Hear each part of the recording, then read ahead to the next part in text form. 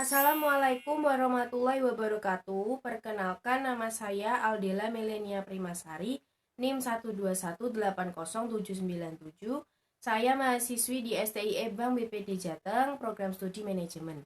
Di sini saya akan mempresentasikan proposal kewirausahaan Kripik Bayam Kres guna untuk memenuhi tugas mata kuliah studi kelayakan bisnis dengan dosen pengampu Ibu Rinwantin SEMM. Berikut presentasi dari saya.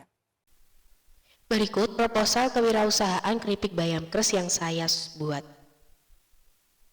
Yang pertama-tama, latar belakang pembuatan proposal ini atau pembuatan kewirausahaan ini yaitu di negara Indonesia banyak sekali sayuran dan tumbuhan yang pastinya bergizi dan hampir setiap masyarakat mengkonsumsi sayuran setiap harinya.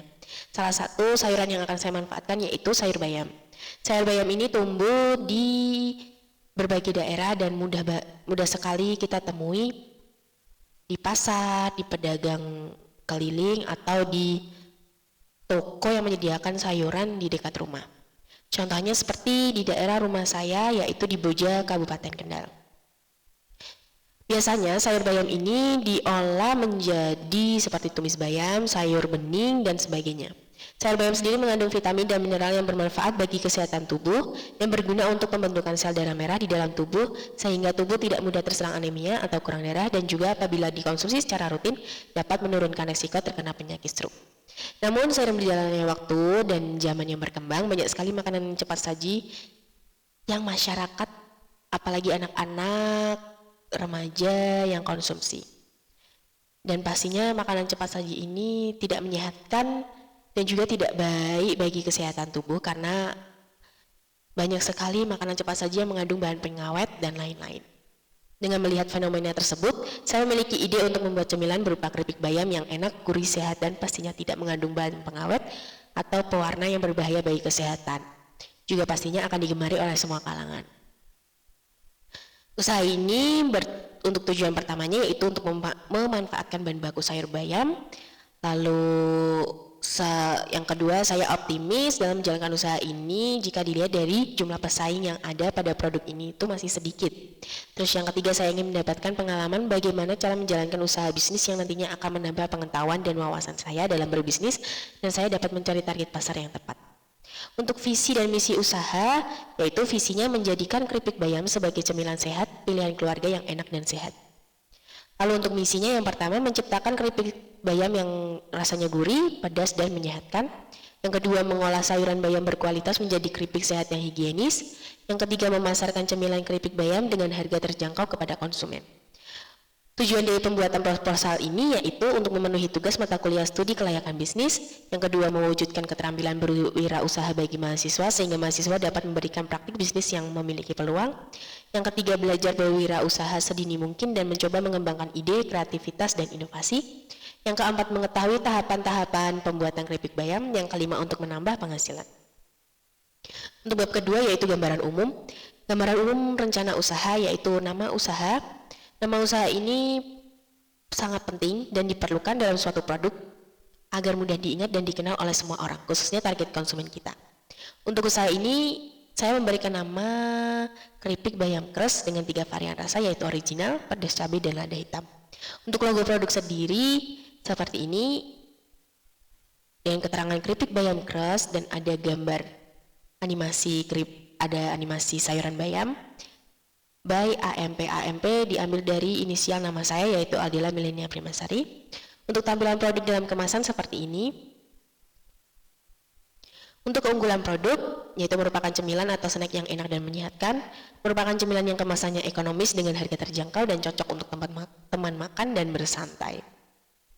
Untuk aspek pasar dan pemasaran yaitu seperti segmentasi, target, dan posisi di pasar. Yang pertama, segmenting. Segmentasi pasar adalah dengan menjadikan pembeli sebagai target yang akan kita capai dan produk keripik bayam dapat dikonsumsi oleh berbagai kalangan masyarakat dari usia anak-anak sampai orang dewasa atau lansia. Selanjutnya yang kedua ada targeting. Target pasar keripik bayam kres adalah masyarakat sekitar maupun luar daerah, kalangan mahasiswa, dan toko kelontong. Positioning, yaitu produk keripik bayam crush agar mudah dikenali oleh masyarakat sebagai inovasi cemilan yang sehat, terdapat 3 rasa, dan dikemas dalam kemasan yang ekonomis dan aman, sehingga tampilan lebih menarik dan kualitas sangat baik. Untuk strategi pemasarannya, strategi pemasaran berdasarkan analisa 7P menurut Kotler. Yang pertama yaitu produk, strategi mengenai bagaimana produk keripik bayam crush dapat menarik minat beli konsumen. Dari segi produk makanan yang memiliki inovasi, varian rasa, tekstur keripik yang terlihat renyah, dan kemasan aman dapat menjadi pilihan konsumen untuk dijadikan cemilan atau snack yang menyehatkan saat bersantai, juga pelengkap lauk pada makanan. Keripik bayam crush aman dikonsumsi semua kalangan dengan harga yang terjangkau dalam kemasan yang ekonomis. Untuk price atau harga, strategi mengenai bagaimana produk keripik bayam crush lebih menarik konsumen dari segi harga dibandingkan pesaing. Rata-rata konsumen lebih tertarik kepada produk dengan harga yang murah. Keripik bayam crush ditawarkan dalam harga yang terjangkau, yaitu dalam kemasan ukuran 250 gram dijual dengan harga Rp10.000 saja. Yang ketiga ada promotion atau promosi yang dilakukan untuk menawarkan produk keripik bayam crush, yaitu melalui advertising, yaitu iklan. Pada tahap ini promosi pasar akan dilakukan melalui media online seperti Instagram, WhatsApp, dan Facebook. Melalui promosi ini diharapkan produk keripik bayam crush dapat dikenal dan dapat menarik minat beli masyarakat sehingga masyarakat di luar daerah maupun di dalam daerah. Placement atau yaitu merupakan cara untuk mendistribusikan produk kita untuk sampai ke tangan konsumen. Sistem distribusi yang dilakukan yaitu dengan menjual secara langsung maupun online store kepada konsumen dengan sistem pre-order. Keripik bayam crush akan dijual secara langsung seperti menawarkan langsung ke rumah-rumah warga sekitar, dijual di toko kelontong, dan juga dijual melalui online dengan sistem COD hingga pengiriman melalui jasa kurir. Lalu yang kelima ada people, yaitu merupakan kriteria sumber daya manusia secara umum yang dapat meningkatkan penjualan produk ke konsumen secara langsung maupun tidak langsung. Untuk proses yaitu yang ditampilkan kepada konsumen melalui foto-foto tampilan produk keripik bayam crush yang menarik untuk menarik perhatian konsumen. Selain menampilkan foto produk, pada kemasan keripik bayam crush juga menampilkan komposisi keripik bayam crush sehingga konsumen dapat mengetahui bahan-bahan apa yang aman dan tidak berbahaya untuk dikonsumsi. Dengan demikian produk keripik bayam layak dipasarkan kepada konsumen. Selanjutnya ada analisa SWOT-nya, ada strengths atau kekuatan. Mempunyai ciri khas menu yang berbeda dengan usaha keripik bayam lainnya, yaitu rasanya enak dan renyah, rasanya sangat berbagai rasa seperti original, pedas cabai, dan lada hitam. Bahan produk yang terjamin higienis dan sehat, dan harganya terjangkau, pelayanan memuaskan, rapi, dan bersih. Untuk kelemahannya yaitu tekstur produk yang rentan hancur, produk mudah ditiru dan belum diketahui banyak orang. Peluangnya bisa menjadi alternatif sebagai makanan pengganti cemilan.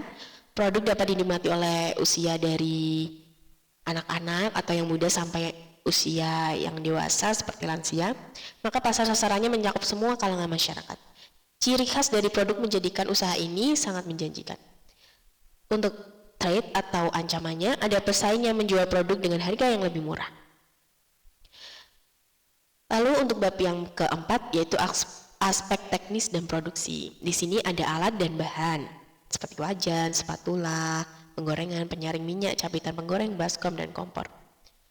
Untuk bahan-bahannya sebagai berikut: daun bayam, tepung terigu, tepung beras, tepung tapioka, telur ayam, bawang putih, ketumbar, garam, kemiri, kunyit, cabai kering, lada hitam, dan minyak goreng.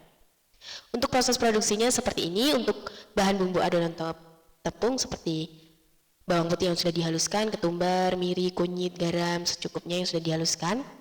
Lalu di sini ada adonan tepungnya. Siapkan baskom, lalu masukkan bahan tepung dan campurkan 250 gram tepung beras, 100 gram tepung tapioka, telur, bumbu yang sudah dihaluskan, dan air secukupnya. Aduk hingga tercampur rata. Seperti pada gambar.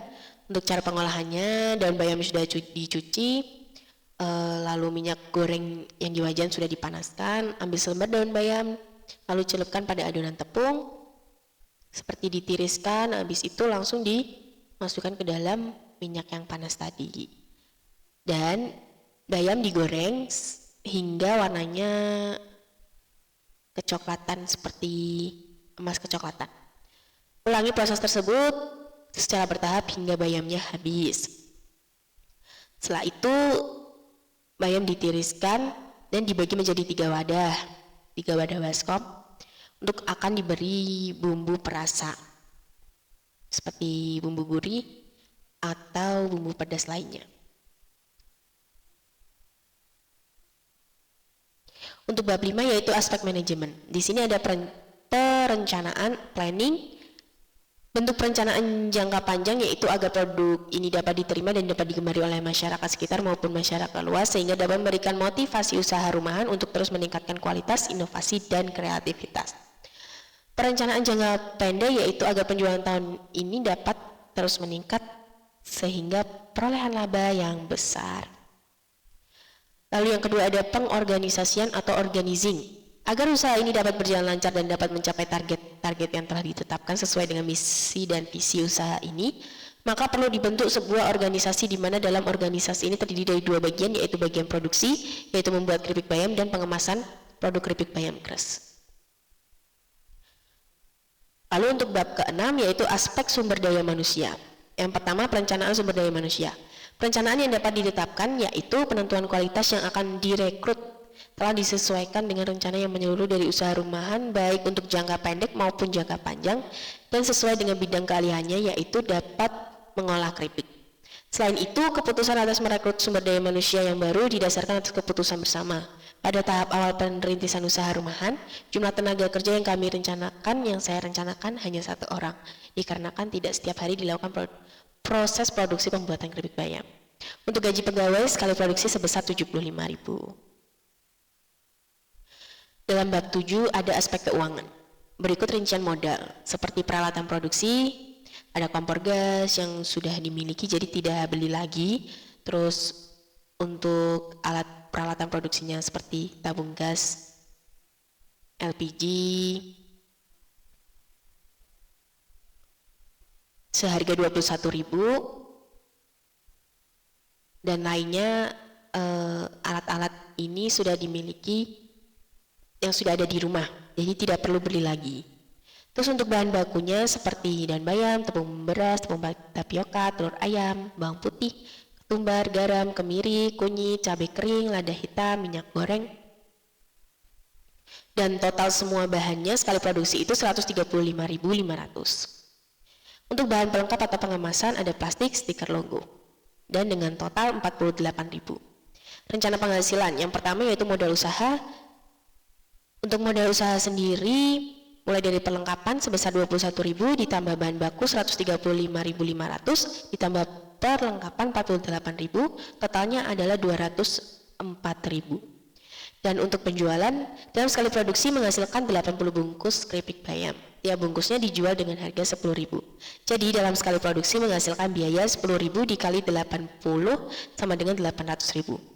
Untuk perhitungan laba atau ruginya, seperti laba bersih, diambil dari penghasilan produksi dikurangi penghasilan operasional, yaitu untuk penghasilan produksi sebesar 800.000 dikurangi operasionalnya 204.000.